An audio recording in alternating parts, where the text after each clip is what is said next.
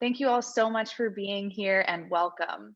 This is the 2021 Arts and Creative Industry Day. We are actually in our third year of hosting this series, and it is all about communicating the fact that Baltimore is an excellent place to launch your life, especially if you are interested in a creative career. So we have brought together today Career Center professionals and local creatives to talk about portfolio creation and portfolio management, how to present yourself, to your fullest in this kind of 2D format of a portfolio, how to bring your full self, how to bring that real 3D feel to your portfolio. So I'm so excited to introduce you to the subject matter experts. Before we dive into today's content, just a couple of housekeeping points to make. I know we all have a year of virtual connection under our belt at this point, but we've all been in Zoom meetings with various levels of Zoom etiquette. So I just want to get some points out of the way to make sure we all can engage with the content smoothly and easily. I do request that if we are not in a Q&A or discussion, that only the speaker who is presenting is unmuted. Otherwise, stay on mute. I myself am battling against some very active construction zones around my apartment, so I will be cognizant of that and keep that to a minimum, and I request that everyone does as well. Additionally, as I mentioned earlier, this is being recorded to live on after the fact on the College Town YouTube channel. So if you would prefer to remain anonymous, feel free to, keep that camera off wherever your comfort is and anonymize your name if you so choose. Lastly, I'll highlight that the chat is open and active. I will be monitoring that. So gathering our questions for the Q&A session at the end of our talk together. So feel free to drop things there, or just, chit chat. It doesn't have to necessarily be questions. Feel free to drop emojis and react as we go through today's content. And those are really it. I'm like running through my Zoom housekeeping in my head. It's mostly just that background noise that we know that can be super distracting. I'm excited to have two colleagues from career centers at two different college town institutions from the University of Baltimore and Micah, Dan and Megan. I am going to pass the mic over to you for a little portfolio 101 before we introduce today's guests. So with that, Dan, Megan, over to you, and I'm going to sit on mute. Thank you so much, Madison. Again, my name is Daniel Boley. I'm the career manager at the University of Baltimore's Career and Internship Center. Megan, do you want to introduce yourself? Sure. Hi, everyone. My name is Megan Zink-Denham, and I work in the Career Development Office at the Maryland Institute College of Art, otherwise known as MICA. Perfect, thank you. So I believe you should all be able to see the PowerPoints on screen right now. And what we're gonna do is I'm just gonna load this up, and we're gonna spend a little bit of time at the beginning of the event today, really just giving you a brief overview of kind of the major topic of discussion, which is really gonna be a topic that's very relevant for a lot of arts and creative industry majors, fields of study, positions, which is the idea of kind of an effective portfolio and how to piece this together. I found that this is one of the things that students tend to know the least about prior to kind of advancing in their career or getting farther into their time at college. So what a portfolio is really just, it's a culmination of your experiences all in a central location. A way that I describe it to people a lot is that while your resume is where you're telling people what you're skilled at and what you're able to do, a portfolio is a chance for you to show them what you're good at, physical examples, images, clips, etc., all that kind of speak to your overall skill set that's relevant and that complement your resume and your other application materials. So why you would benefit from having one and developing an effective one, which is what we're hoping you'll take away from today, is getting a better way of being able to show employers your relevant work and skill set. In addition, many employers do expect you to provide one. You will likely see it on a variety of different job postings that they'll ask you to submit a portfolio alongside your application. And that just as a general rule, having a strong portfolio only serves to add credibility to your candidacy. Having a good portfolio is never going to hurt you in terms of how skilled you are in your field and making you look even better. and it makes you look like you have a professional brand, that you are, consistent and prepared in terms of understanding what you bring to the table and how that could be beneficial to an employer that you're applying to work for. So, what makes a good portfolio? There are a lot of differences depending on the specific area that you want to work in, but the commonality across the board is the idea of having relevant examples, having examples that speak to this is the work that I've done, these are the skills that this work required me to demonstrate, this is the kind of work and skill set that you would be getting from me if you were to hire me to work for your organization. As a general rule, portfolios that I've found to be effective are ones that are also consistent from a branding and formatting perspective. They do provide some amount of context for examples. So if you are showing examples of projects that you worked on, they might give a brief breakdown of what that project entailed or what the purpose of it was and what specific things that you had to do. And they are effectively tailored to the field or the position that you're applying for. Having information on your portfolio that's not relevant for the kind of work you're looking for usually doesn't add quite as much to your candidacy. And then as a final rule, which Megan will talk about this a little bit later when we talk about formatting and doing these effectively for portfolios, and especially in this current virtual world, is making sure everything works properly. Because if you have an online portfolio and the links are not working properly or things aren't functioning in the way that you expect them to, it doesn't tend to reflect well on you as a candidate. So with all that being said, I'm going to turn it over to Megan to give us a little bit of a breakdown of kind of how to effectively develop your portfolio, as well as some of the general standards for those and so on and so forth. So Megan, you want to take it away? Sure. Okay. So, so Daniel, thank you so much for explaining why you should have a portfolio, but now let's get into how you actually put one together. Because of time and because of the digital environment that we're all working in right now, most portfolios are going to be viewed online at this point, and shared with employers online. So I'm really going to focus on digital portfolios. And because of that, and since people can't see your work in person, most importantly, you have to have good images and good documentation of your work.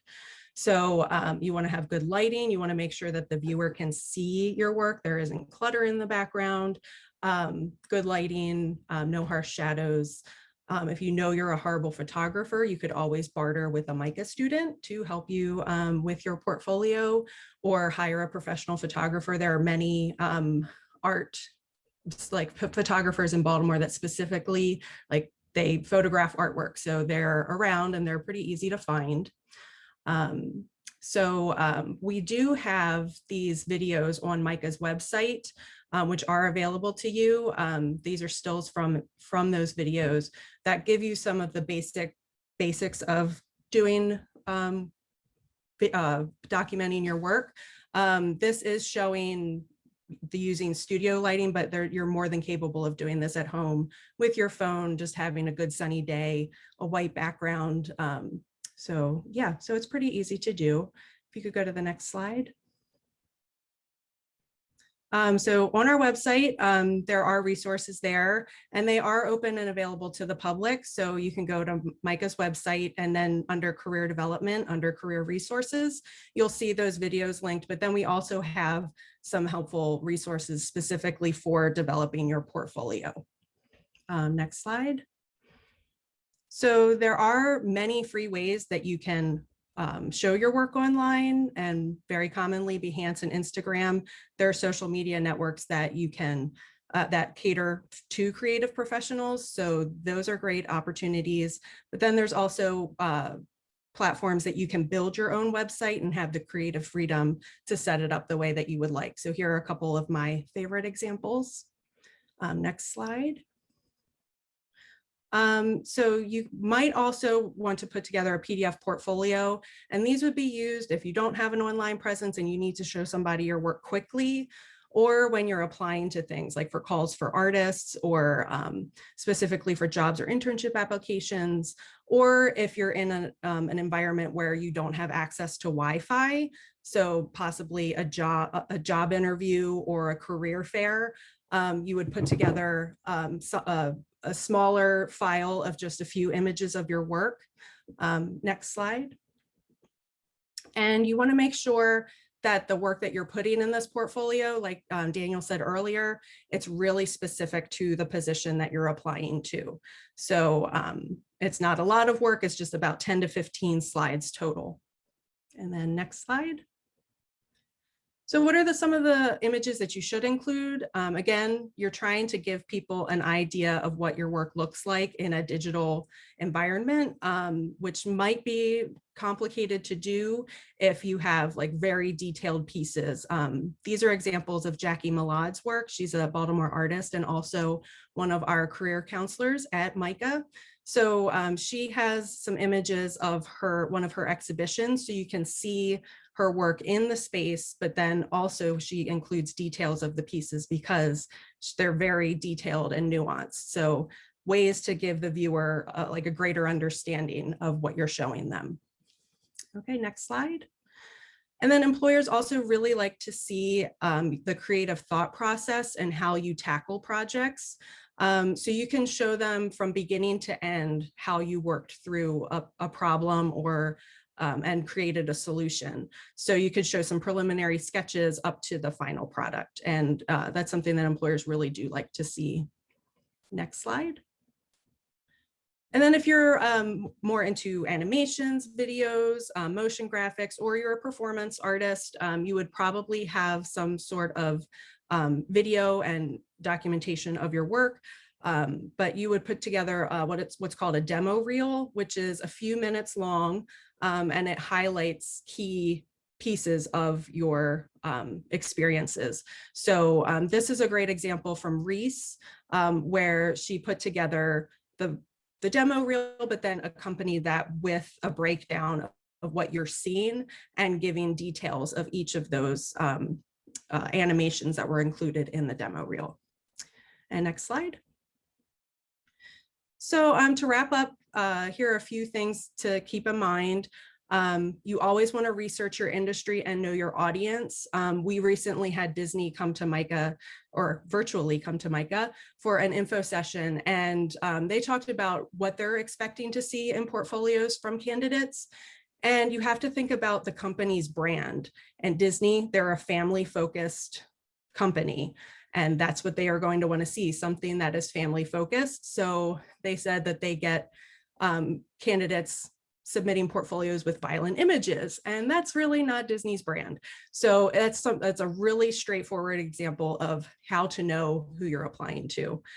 You want to show relevant examples of your work, and then if you are lacking those examples, you are more than welcome to make your own projects that fit to their brand. And it's always better to have less. Less is more, and curate the work that you're including in your portfolio. So it's better to have 10 to 15 like fantastic examples versus 50 not so great examples that an employer is then going to have to wade through and try to find what they're looking for. So always like keep it clean and organized, easy to navigate, and your best work. And that is it for me. So thank you. Awesome. Thanks, Megan. Madison, I believe we're ready to move on to our guest speakers then. Do you want to start transitioning into that conversation? Yeah, absolutely. Thanks so much for that overview, both of you. So next we'll have, to supplement that section of today's workshop, some more real life examples with creative professionals from Baltimore who are going to highlight their work and how they highlight that work in their portfolio. So I'm excited to welcome 3 guest speakers today: Jess Langley, Sarah Holliday, and Richard Neal. We'll give them all the Zoom stage here, TED Talk style, so they'll each get their designated opportunity to highlight their portfolios. And without further ado, I'll go ahead and pass it over to Jess Langley, who is the owner of White Coffee Creative. And there she is, up on the slides as well. So Jess, take it away. Hi, everyone. Thank you so much for allowing me to be here in this opportunity. I'm super excited. So I am a graphic designer and a muralist, as well as a coach for designers. I graduated from Towson University with a BFA in graphic design, many moons ago. So any of you who are from Towson, I went there too. I consider myself a self-taught muralist. My design studio is White Coffee Creative. So if you're on Instagram, that's definitely, which I'll get into in a second. And my coaching business is The Colorful Jess. I consider myself an activist, environmentalist, and feminist. I love hiking, and I'm a proud dog and cat mom. So if you can resonate with any of those things, you might want to follow me. We can go ahead to the next slide. So building a portfolio is can be a lot of fun. Excuse the pixelation of these if they're showing up on your end. You know, technical stuff. But I think that it can be a lot of fun. I think it can also be very overwhelming in a sense, right? Because like Megan and Daniel said, you really want to make it simpler and not overcomplicated. So you really want to show your best work. And sometimes you aren't always your best judge. So like always feel free to ask others, be like, hey, which ones like really stand out to you? Maybe like rely on your peers. I find community is super important. But just to kind of go through the website portion of your portfolio, definitely figure out what you want your domain to be. So if it's your name, if you have a unique name, or if you want to add like art to the end, whatever you're doing, create some type of thing. And then pick your website platform. Again, keep it simple. I do think that copy is super important. So you really want to be clear on who you're serving, what you're doing and offering, why you do this, and then how you help your client transform. So again, I am a business, so I do focus on that business to business type realm. If you are someone who is looking to get hired, then you might just say like, instead of how you help a client transform, maybe you say like what you add to a team or something along those lines. If you are struggling with your copy, I mean, don't overthink it, but I loved the book Building a Story Brand by Donald Miller. It's basically takes you on the hero's journey, like most of us learned about in grade school, and you really start to look at your client as the hero and you are the guide. So again, you can apply this to a career as well. Again, be intentional about what you're showing. Only share the work you want more of. And like they said as well, if you do not have something in your portfolio, don't be afraid to create a fake project and make a ton of mock-ups. And just to add to the like photography section, if a lot of your stuff is digital, there are tons of mock-ups available online for free or very low costs. As an example, like I literally bought this iPad mock-up and this laptop mock-up. So like you can have stuff where it's within scenes, you can put it on top of a photo of a mural if that's what you do, like I did here. You know, really play around with stuff and do all that you can to make your work show up in the best light.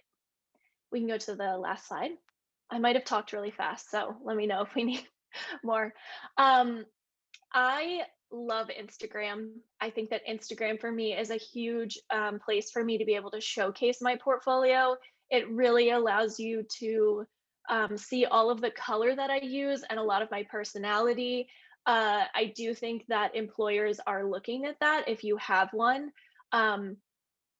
And especially if it matches, you know, the brand on your website. Again, a lot of this is going to be more geared towards people who want to work for themselves. But Instagram and really any other social media platforms that you're on can be really good tools for you to showcase your work and to really hone in on some details. So doing that like micro and macro views of your work, because you can just continually post about it. And you don't have to be super consistent, like don't feel the pressure. My whole thing is just this all can be a lot easier than we all make it to be. We don't have to be perfectionists about it. So just be authentic and genuine, like use the right words that you want to use in what you share and how often you want to post. And you really can showcase your personality in here because people aren't just hiring what you do, they're also hiring you as a person. So if you can infuse that personality through there, that's going to make you stand out too. And again, your audience reflects you in a lot of ways if you run a business. So whatever other platforms you're on, like TikTok, Pinterest, Twitter, I mean, like use those to your advantage if you're on Behance, Dribble, etc. And then, yeah, I mean, I could talk forever, but if you are interested in hearing more tips and seeing more of my murals and designs and hearing more about the coaching side, you can follow me at The Colorful Jess or at White Coffee Creative Co. I don't think I have anything else to add, so Wonderful. Thank you so much, Jess. yeah, And yeah, fun fact, I emailed Jess because I followed her on Instagram, there you and go. that is why she is speaking today. The power of social media.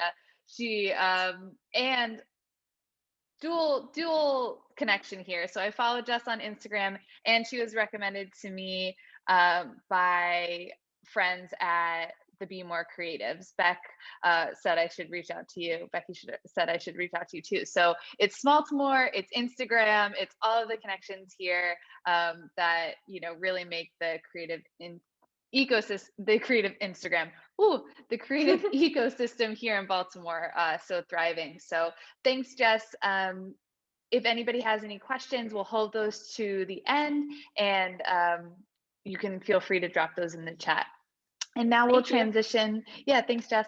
We'll transition to our next guest speaker, Sarah Holliday. Welcome, Sarah. Hi, good morning, everyone. I am not a morning person, so I have coffee to keep me awake. But my name is Sarah Holliday. I'm one of the assistant directors at the Career Internship Center at the University of Baltimore. And I am also a doctoral student in the Information Interaction Design program. I'm sorry, Interaction, they change the name all the time. But at the University of Baltimore, which focuses a lot on user experience, artificial intelligence, augmented reality, all those sorts of things. So I think we're going to go to the next slide. Today, I'm just going to kind of go through my portfolio for you a little bit. So considering that I'm in higher education, my portfolio is going to look different than someone who has experience in the industry. And the reason why my portfolio looks different is because I'm taking experience I've learned in higher education and applying it to what is going to be considered acceptable or needed for the industry user experience, whether it be instructional technology, whether it be e-learning, anything of that nature. So my resume kind of has an overview in regards to who I am, my years of experience, and what I plan to contribute and learn. And then I highlight my education, considering that I'm currently in school. I thought that's the best way to kind of show why I'm making this transition from one industry to the other. And then it kind of covers some experience I have. I focus on professional skills and I focus on technical skills. I created this site with Wix, which is very intense at moments, but this is how I have decided to do my resume. For someone who has experience, it's going to look slightly different. But for me, because I'm switching from higher ed to the industry, this was the best way to highlight overall my skills, so people don't just think that I know limited information. I actually know a lot. So I think we can go to the next slide with this. From my resume, I then created a section that focuses on projects review. So it gives an overview of the projects that the employer would see in my portfolio.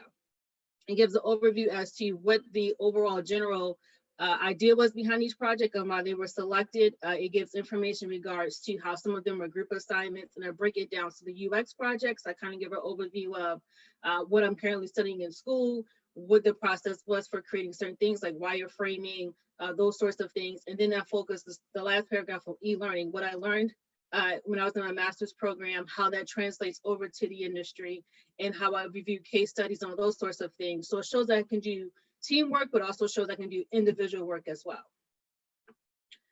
I think we can go to the next one. So then we have a slide that focuses on my UX UI projects. Now these projects are going to change as I continue in the program and I do more.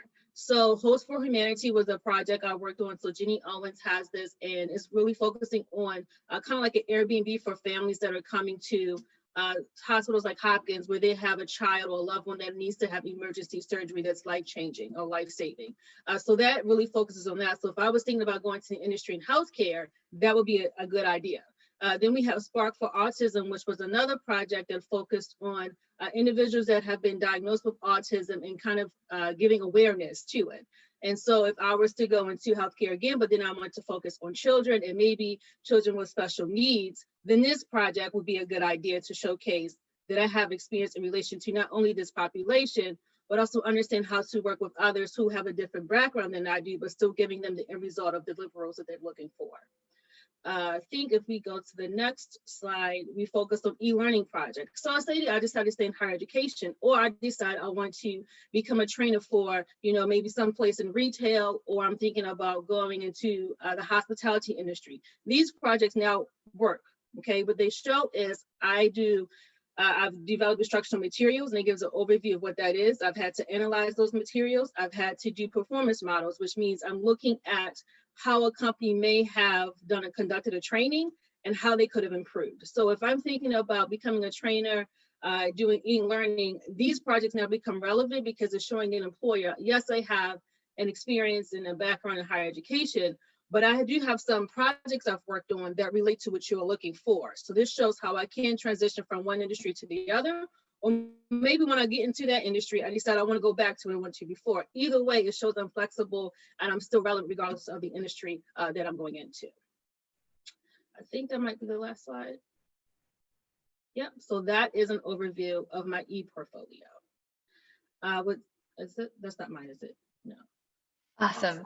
Sarah, I so appreciate how your portfolio and all of your examples really set you up as a candidate, not as a student, right? Like these projects that you're working on in class are it's job experience. Like you are essentially creating client work, and the way you highlight all of that in your portfolio is an excellent example for the students listening, how they can take what they're doing in class and really, rework it in a portfolio to be communicated to potential employers as job experience, really.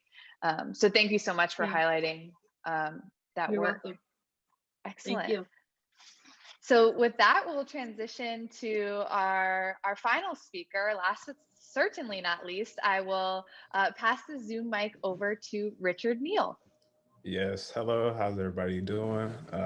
Again, my name is Richard Neal. I'm a graphic designer.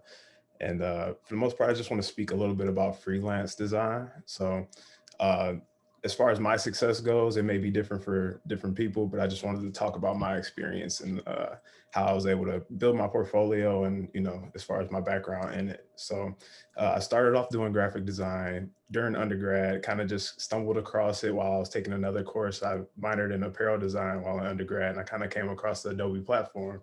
And through using that, I kind of got introduced to like how to make logos and began to do that for different organizations on campus. And before I knew it, I was a freelancer before I even could recognize it myself. So just wanted to touch base on a few things there.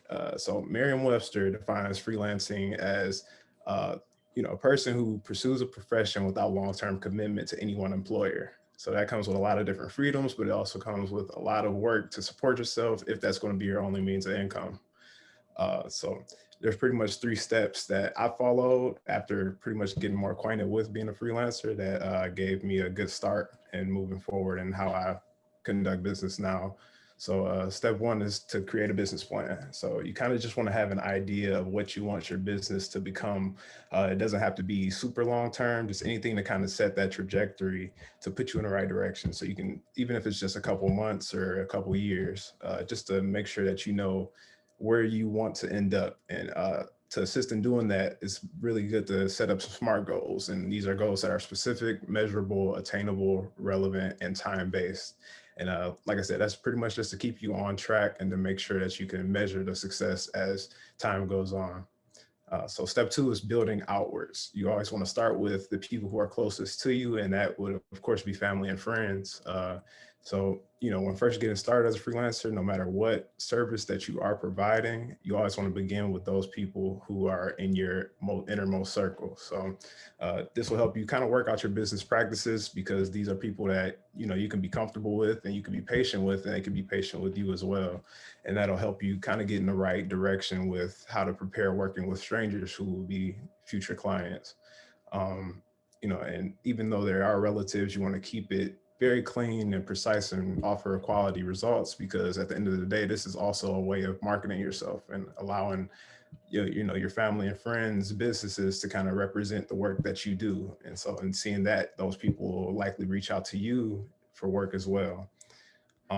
Next, you also want to utilize social media. So It might seem like common sense that we all use social media, but it's a matter of using it the right way. So, utilizing those hashtags. Some people think it's cliche to go and use hashtags nowadays, but it's definitely something that is still beneficial, because, people still search certain things. For instance, on Instagram, you may search something and tags is still an option as something that shows up, and people do use those tag options, and it'll allow your work to be seen.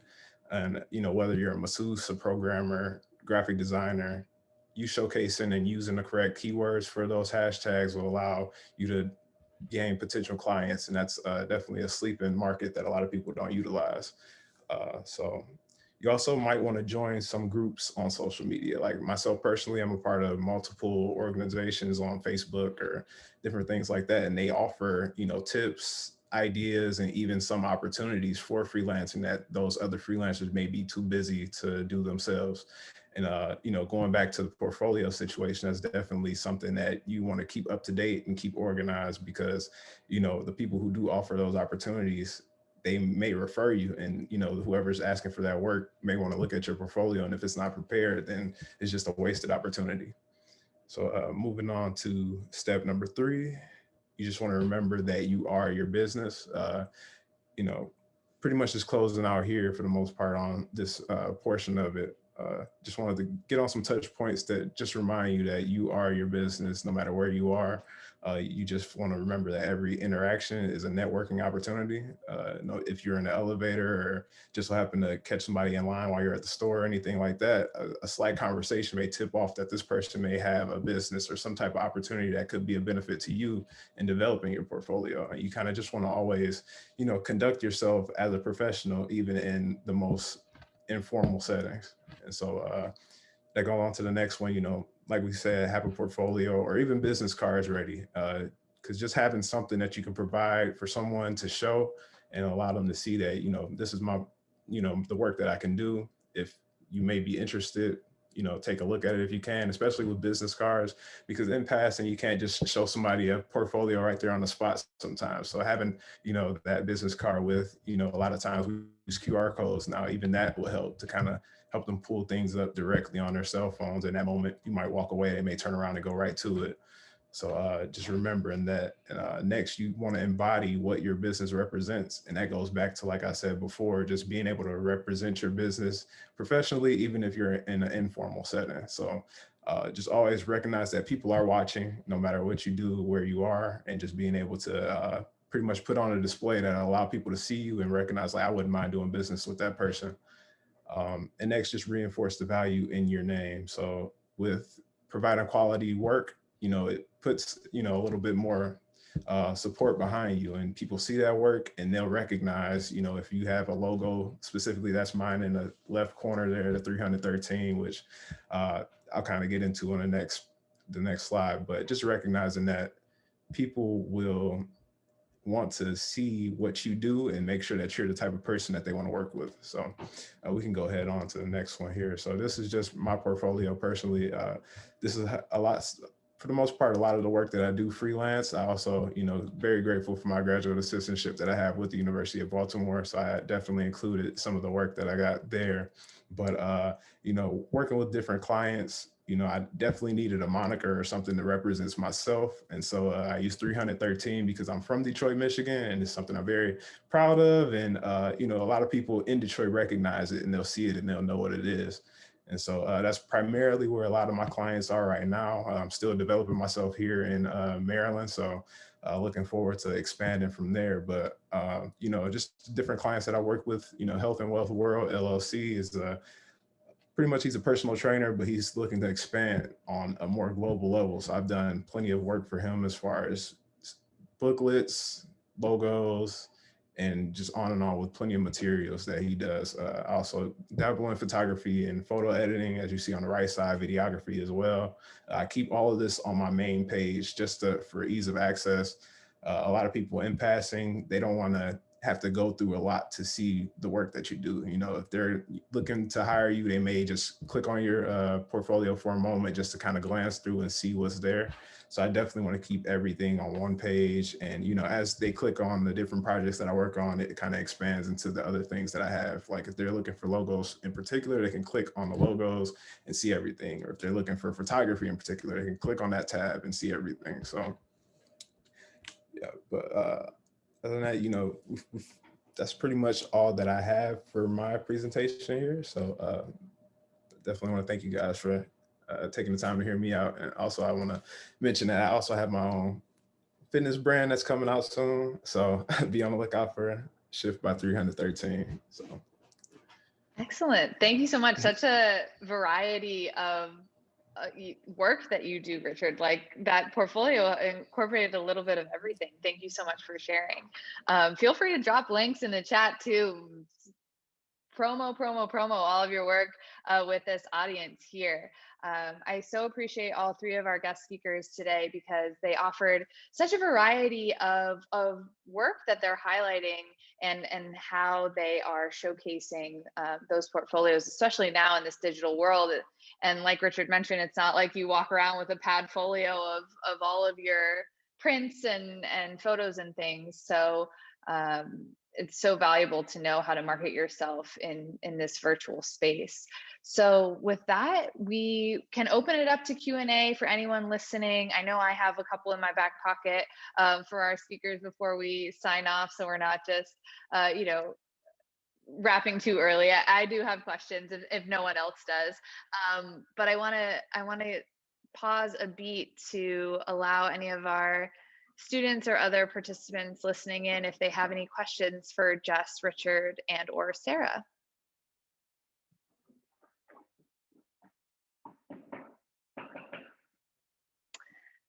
Okay, well, my question is, Richard, in particular, you mentioned, you know, having a business card.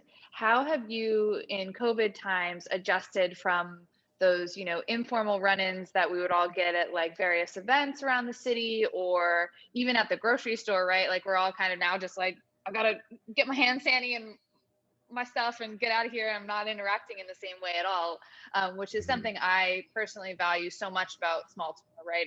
Are those run-ins that, you know, typically happen. But now, as we're all like glued to our laptops, how have you transitioned from, you know, those business card handoffs to promoting yourself fully digitally? yeah, so as of right now, I just basically been going off of Instagram. So my Instagram page is 313, and I kind of use that with the link in my portfolio or my link in the bio for the portfolio. So I don't really, you know, with COVID, you don't really want to hand anything out really. So I just kind of, you know, in passing, if I'm having that conversation with anybody, I kind of just let them know like, hey, check me out on Instagram, as well as my Facebook and Twitter as well. So just providing those options for them to reach out and take a look at everything.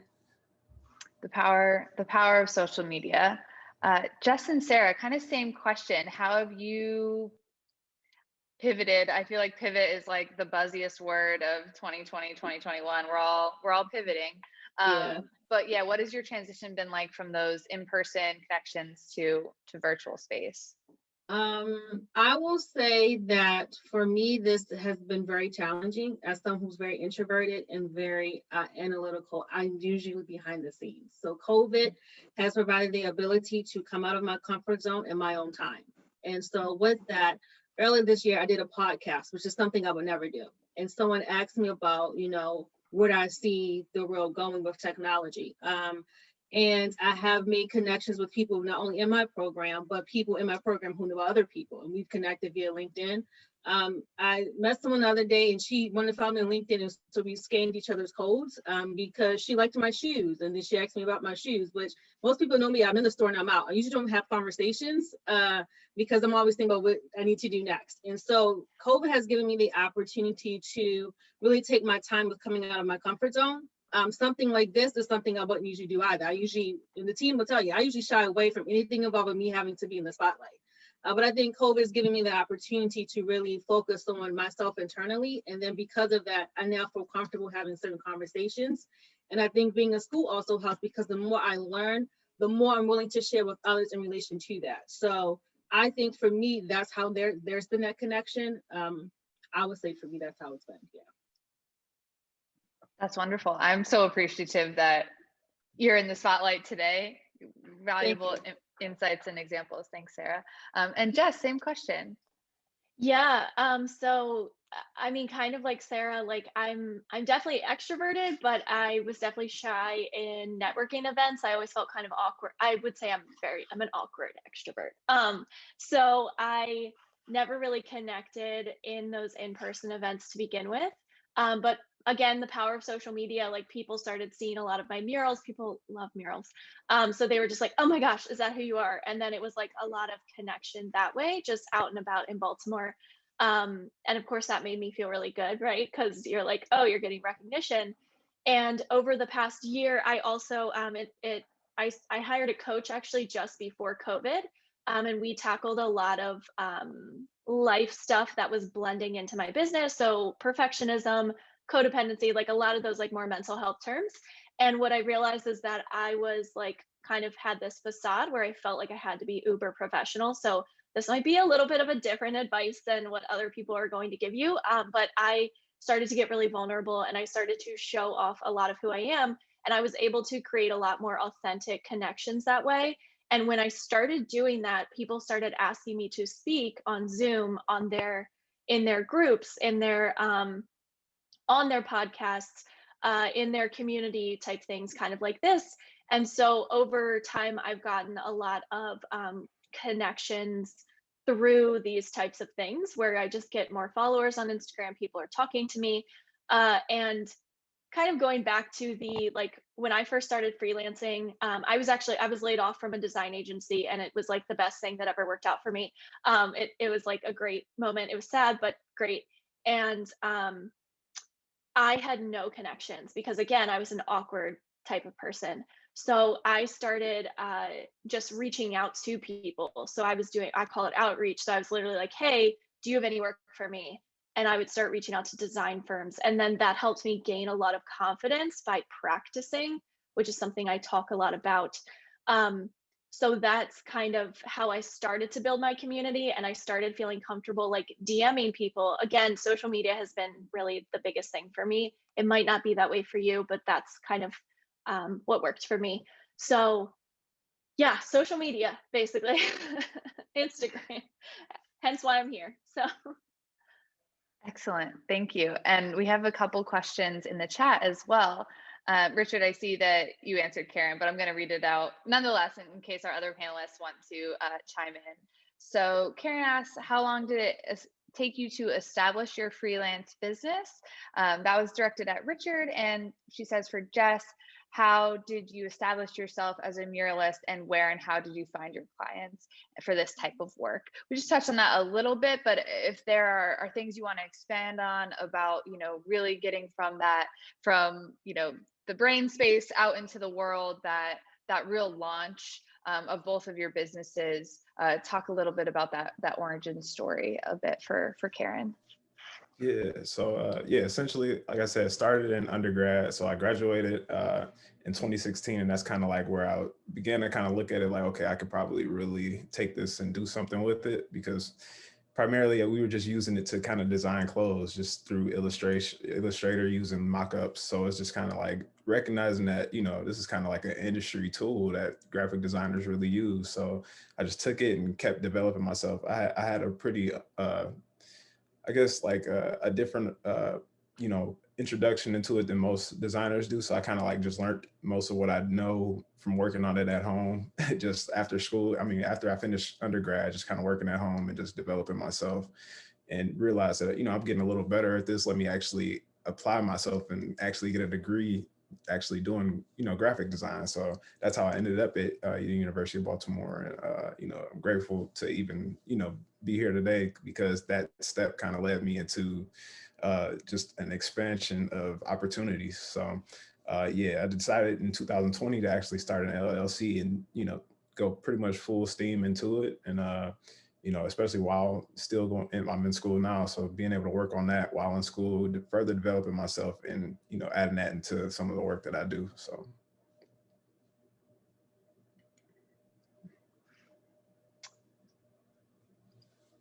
I can talk a little bit. Sorry, I was reading the Yeah. chat. Yeah, it's I got popping. I love distracted. it. I love, these are Yeah. great questions, but Yeah, yeah, they go are. ahead. I was a designer. I worked at a design agency after college. I started actually as a store artist at Whole Foods, and that gave me a lot. That was a really cool job, and that gave me a lot of practice as to like what is a graphic designer. Then I got a quote real job in at an agency. Got laid off, and in between that, I actually my boyfriend and his brother own a brewery, and they were like, "Do you want to paint our signage?" And this was like in the very beginning stages. And I was like, yes, this was a very typical friends and family type of situation. So I got to paint for them. And it was like such an eye opening experience. I mean, for those of you who are familiar with like Illustrator, I was like hand measuring every little serif on this typography. Like it was like a mess. It was like very specific in Designery and Analyzer. And I went and put it up. And it wasn't until another year and a half later that someone was like, hey, you did that. They recommended you. Can you paint my signage over here? And it kind of snowballed from that. So my suggestion, if you are wanting to get into murals, is to offer one for costs alone or like a very low fee to a school or nonprofit, something that is giving back to the community. You don't really want to give it to a business unless you know that person personally and you feel okay doing that. That's not, I'm all about raising the industry standards. So, just kind of keep that in mind. But the other way that you can do it is just to like grab do a wall in your house and post it on social media. Tag the Be More Creatives, tag like local organizations who will then start to repost your work. That is definitely one way of doing things as well. And like to answer Karen's questions about the mailing list, I think that you have to have a reason for someone to be on your mailing list. So if you have a really cool blog, you're sharing epic stuff, like a mailing list is a super intimate form of getting information. So like, yes, there's always the fear that like social media may disappear one day, right? Like Instagram probably won't last forever. So like, what is that next step? But I think that Instagram is a much more public way. And then that's how you kind of funnel in people to your mailing list if you have something to say. If you are a business and you want to promote merch in advance, it's like you want to think about it in a more exclusive access type of way. So it's like a private community in a sense. So you don't want to just bring people in and be like, here's a project I just did, and like that's all that you share. You have to be really intentional with some of that. Whereas social media is just like post whatever you want. Like it's a very free form flow. Don't overthink it. There's millions of us on social media. So it's just like share what you want to share and know that sometimes you might get a ton of likes, but likes at the end of the day and followers are not what's going to always bring you in business. Just post like quality, fun work that represents what you want to do. Excellent, thanks. Another question coming through the chat, and this might be an opportunity for Daniel and Megan to chime in as well. It's about cover letters. So specifically thinking about designers, what are the industry standards for cover letters? Is it the basic 3 paragraphs? And what should the content be really about? What do employers want to see on the page? A story, a life goal, a recent project? What are the details that they're looking for? Additionally, thinking about the cover letter, should designers include their social media handles on the cover letter? I don't know who wants to take that. Yeah, Dan, go ahead. I was going to say, Megan, I don't know if you have any specific thoughts since they said designers specifically. I'm willing to defer to you on this. Apologies. I just want to I thought I'd give you the floor first. Sure.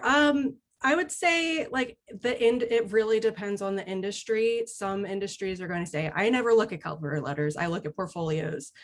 But we always encourage it as a professional package. So you have your resume, but your cover letters, your introduction to your resume and your portfolio. So it's your chance to like tell your story and say like who you are, why you would be a perfect fit for whatever the opportunity is, and then give a brief example of evidence to show like this is why I would be a great candidate for this. So that could take the form of any of those things. It could be 3 paragraphs. It doesn't, I wouldn't necessarily say like it has to follow a specific format. We do have cover letter and resume tips on our website as well that are also open to the public.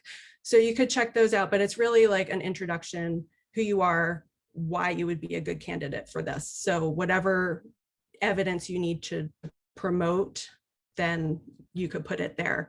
As far as social media handles, like make sure it's something you want to share. Like if it's your personal social media, like you should definitely distinguish your personal life from your business. If you're going to start sharing it in your applications and for freelance projects and things like that. But typically I would say like your resume and your cover letter should be designed the same way. Like if you have a header on your resume, you can just carry that over to your cover letter. And of course, yes, put your website in there. If you primarily use Instagram or Behance, like put that link in there. I think you could include all of it. Great, thank you. I think we're caught up here in the chat questions. We have a few more minutes with our panelists. Anything else to pick these subject matter expert brains while we have them all together? These are great questions coming in the chat. My eyeballs are like flitting about. I'm like, did we get all of them? Yes, we did. Excellent. Any final thoughts or questions? Great. Well, thank you so much to our wonderful speakers, and thank you for our participants for these excellent questions. You really kept the conversation going throughout the whole presentation, and I really appreciate it. Yes, speakers, please feel free to drop handles. I was trying to keep up with everybody's website and things they were mentioning. I just got it at the last minute. I was like, sorry, it took a while. No, that's totally fine. There are a lot. I have so many windows and tabs happening. So please, everyone, get connected. These events are designed just to be a small stepping stone to a larger conversation. We want these connections to continue to flourish, outside of the Zoom room here today. Like I said, today's session will be uploaded to the Collegetown YouTube channel, so feel free to reference it after the fact if you missed one of our excellent commentators here, or want to refer back to their slides and examples. And those are all the moving parts that we're working with today. I thank you all so much. I will also save the chat, and I'll drop my email in here as well in case folks want to access any of the resources mentioned here today. I'm happy to connect folks.